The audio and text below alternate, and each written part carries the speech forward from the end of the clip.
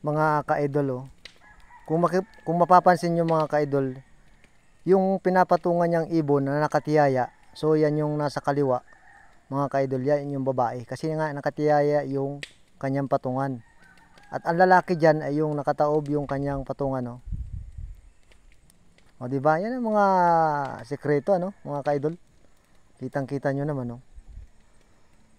So yun po, magandang araw nga mga ka-idol, ano, ay yung ating imahinasyon na ngayon, yung araw na ito ay siyempre habang nagkukupra mga ka-idol ngayong araw na ito ay kami ng dalawa kong utol ay wala naman siyang idea sa akin. So ibig ko lang sabihin ay parang naisip ko lang, tinisting ko lang kung paano magawa nga niyang bagay na ito. So ngayon nga ni mga ka-idol ay parang wala naman sa isip din natin at malayo pa naman ang Valentine, pero parang malapit na rin sa puso ng mga kabataan ngayon. Siyempre, kung pwede rin sa may asawa ay pwede rin naman siguro mag-Valentine, ano? Kahit may mga asawa na at may pamilya na, di ba? Dahil para naman sa lahat 'yan, eh. Sa lahat na nagmamahal at sa lahat ng umiibig. Sa lahat ng mga kabataan at mga binata. Yan naman ay available sa lahat. At lahit nga ng mga single mom ay available dyan. Tsaka yung mga binata ngayon na naghahanap ng mga ka-date ngayong Valentine. So naisip na lang natin mga ka-idol na gumawa na lang tayo nitong lovebird. Kung tinatawag ba ito, oh. So yan mga ka-idol ay yari lamang ito sa dahon ng niyog. At yan naman yung ating malikot na isip ay sinubukan lang natin kung mag-aari naman. Pero sa totoo lang mga ka-idol ay nagawa naman natin ang paraan kung paano gumawa nito. At ito nga ni mga ka-idol ay medyo nakakahugis na yung ating ginawa, oh.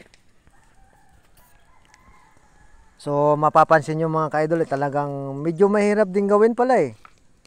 Kaya lang, pag hindi mo talaga maiisip kung paano mo gagawin, ay talagang hindi mo mayayari ito yung iyong ginagawa na yan. So, kailangan talaga yung talagang masusing pag-iisip ang kailangan mong gawin dito, oh.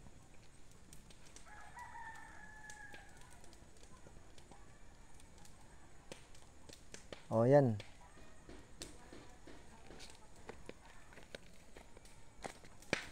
So, ayan mga ka-idol, oh. Medyo nakakahugis na.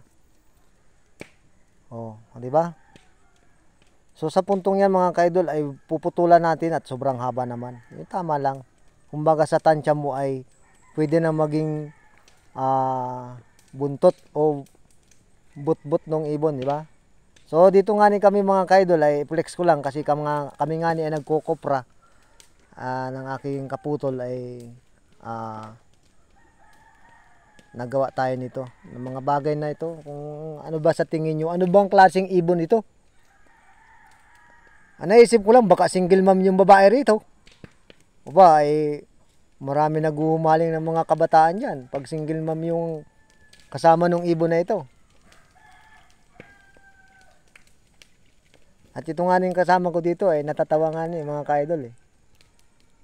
Kasi nga yung naibigan niya na single mom, eh.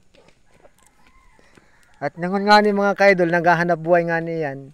Yung kasama ko rito, kung mapapansin nyo mamaya sa sunod na video. Kung mapapansin nyo, naghahanap buhay nga din siya pambili daw ng bulaklak. Ngayong Valentine days. Di ba? Siyempre tayo naman ay medyo lipas na dyan dahil nga ni tama na yung pa Valentine na lang tayo. Regaluhan na lang natin ng tunsoy at para may uulam. So, panurin nyo mga ka-idol mabuti, oh. Kung paano natin so, yan, oh. Ang inuna ko mga ka-idol dito yung babae kasi nga ni yung nakatiyaya yung dapuan niya, eh. Di ba? Medyo tiyaya yung kanyang dapuan. Siyempre, ibig sabihin, babae yun. At yung lalaki naman, ay yung nakataob yung dapuan, di ba? Nakagawa na tayo ng mag-iisang, talaga namang may kadate pa talaga itong ibon na to, mga ka-idol. Grabe, oh. Parang magalips to lips ng dalawang ibon eh. O yan mga kaidol yung naghahanap buhay na kasama ko nga ni at ipiplex ko lang. Naghahanap buhay nga ni pambili raw ng bulaklak. At sa Valentine's ay may regaluhan daw siya. Hindi ko lang alam kung taga saan yun eh. Pero sabi niya malapit-lapit na, malapit-lapit nang makilala. So congratulations sa iyo idol. Alam ko namang deserve mo yung magmahal eh. Kahit na single mom eh. Siguro kung may dalaga, bakit hindi? Ah, di ba? Ganun lang yun eh.